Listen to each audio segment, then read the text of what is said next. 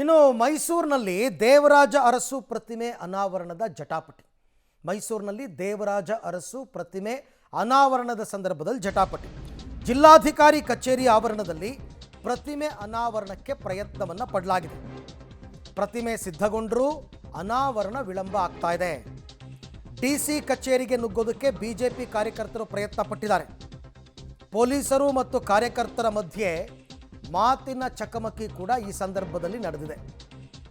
ಅಂದರೆ ದೇವರಾಜ ಅರಸು ಪ್ರತಿಮೆ ಅನಾವರಣ ಮಾಡಬೇಕು ಅಂತ, ಮಾಡಬಾರ್ದು ಅಂತ ನಡೀತಾ ಇರತಕ್ಕಂಥ ಜಟಾಪಟಿ. ಜಿಲ್ಲಾಧಿಕಾರಿ ಕಚೇರಿಯ ಆವರಣದಲ್ಲಿ ಪ್ರತಿಮೆ ಅನಾವರಣಕ್ಕೆ ಇವತ್ತು ಪ್ರಯತ್ನ ಪಡಲಾಗಿದೆ. ಆ ಸಂದರ್ಭದಲ್ಲಿ ನಡೆದಂತಹ ಗಲಾಟೆ.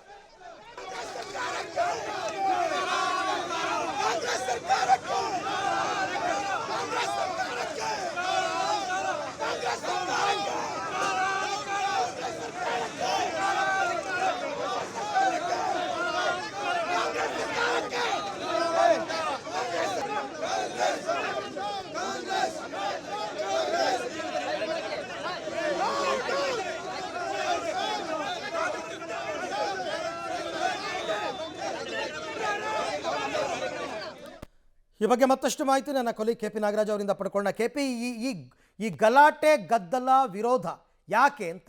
ಅರವಿಂದ್, ಈಗಾಗಲೇ ಏನು ಮೈಸೂರಿನ ಹೊಸ ಜಿಲ್ಲಾಧಿಕಾರಿ ಕಚೇರಿಯ ಮುಂಭಾಗದಲ್ಲಿ ಈ ಒಂದು ದೇವರಾಜ ಅರಸು ಪ್ರತಿಮೆಯನ್ನ ನಿರ್ಮಾಣ ಮಾಡಿ ಅಲ್ಲೇ ಹೆಚ್ಚು ಕಡಿಮೆ ಒಂದು 9 ತಿಂಗಳು 1 ವರ್ಷದ ಕಾಲ ಆಗ್ತಾ ಇದೆ. ಆದ್ರೂ ಕೂಡ ಅದರ ಉದ್ಘಾಟನೆ ಆಗಿರ್ಲಿಲ್ಲ. ಅದನ್ನ ಉದ್ಘಾಟನೆ ಮಾಡಬೇಕು ಎನ್ನುವಂತ ಒತ್ತಾಯವನ್ನ ಕಳೆದ 2-3 ತಿಂಗಳಲ್ಲಿ ಕೂಡ ಮಾಡ್ತಾನೆ ಬರ್ತಾ ಇದ್ರು. ಆದ್ರೂ ಕೂಡ ರಾಜ್ಯ ಸರ್ಕಾರ ಸಮಯವನ್ನ ನಿಗದಿ ಮಾಡಿರಲಿಲ್ಲ.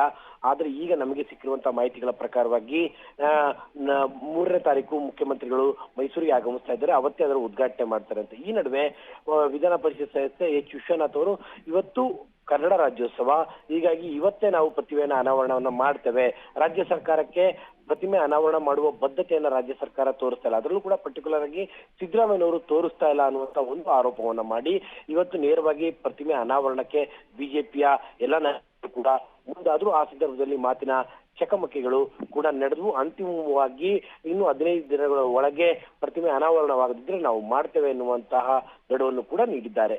Arvind, right, thank you K P ತಮ್ಮ ಎಲ್ಲ ಮಾಹಿತಿಗಾಗಿ. ಅಂದರೆ ಅಲ್ಲಿಗೆ ದೇವರಾಜ ಅರಸು ಪ್ರತಿಮೆ ಅನಾವರಣ ಮಾಡಬೇಕು ಬೇಡ ಅಂತಕ್ಕಂಥದಕ್ಕೆಲ್ಲ ವಿರೋಧ ತಡವಾಗ್ತಾ ಇದೆ, ಇಂಥವರಿಂದನೇ ಮಾಡಿಸ್ಬೇಕು.